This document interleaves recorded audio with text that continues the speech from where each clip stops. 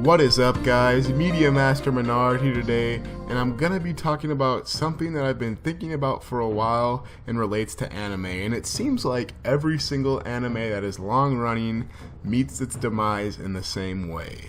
So basically my theory is that power scaling always gets so messed up in these shows that it doesn't become much fun to watch anymore. And power scaling, if you're wondering, is kind of how with each arc that keeps on happening, the villains get way more stronger or the heroes just get way too strong, where they don't really follow the preset rules that the anime has defined originally for strength levels.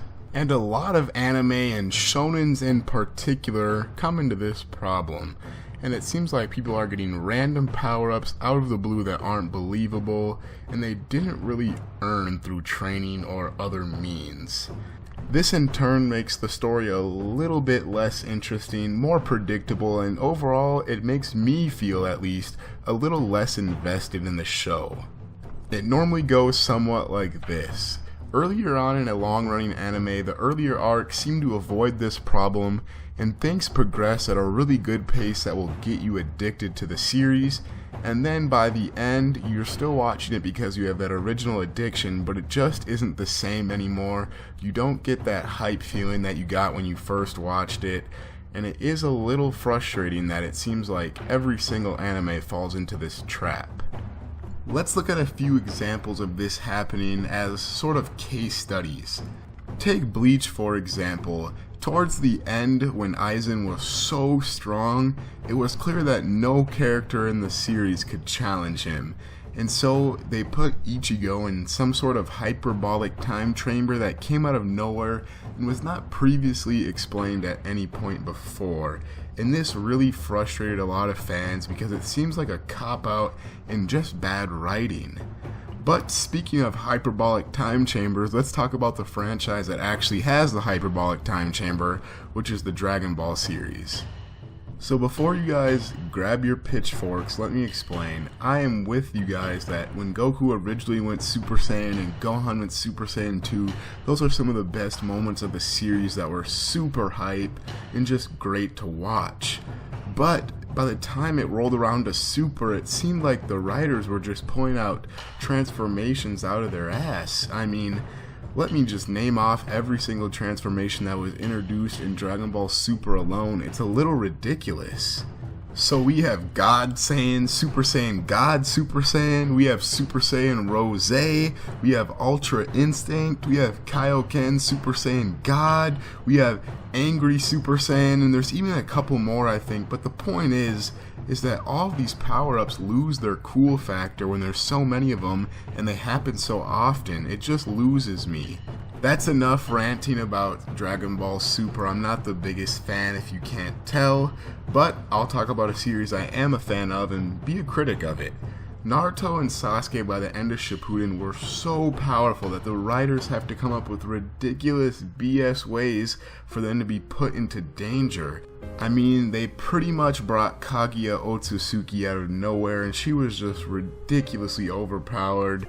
And by that time, I had kind of lost interest in Shippuden. I feel like I had seen the end of the story. I just had to watch the final conclusion. I was not a fan of Kaguya, and I'm not a fan of random big bad villains coming out of nowhere.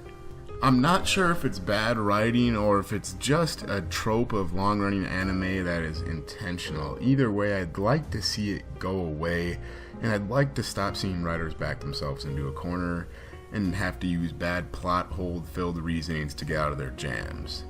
I'd also appreciate an anime that didn't try to go too over the top, too crazy, too out of control, but would it really be an anime if it didn't do that? Everything in moderation. Like I mentioned earlier, the first couple transformations in Dragon Ball Z were just plain awesome.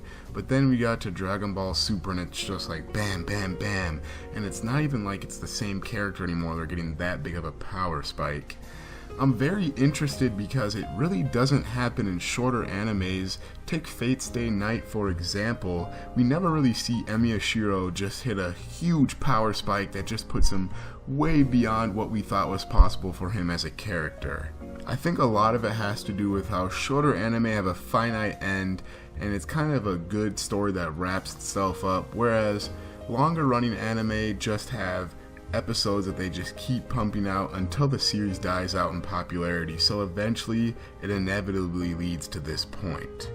Well, that about wraps it up for my video today, guys. I know my thoughts were kind of all over the place, but I just wanted to put them out there.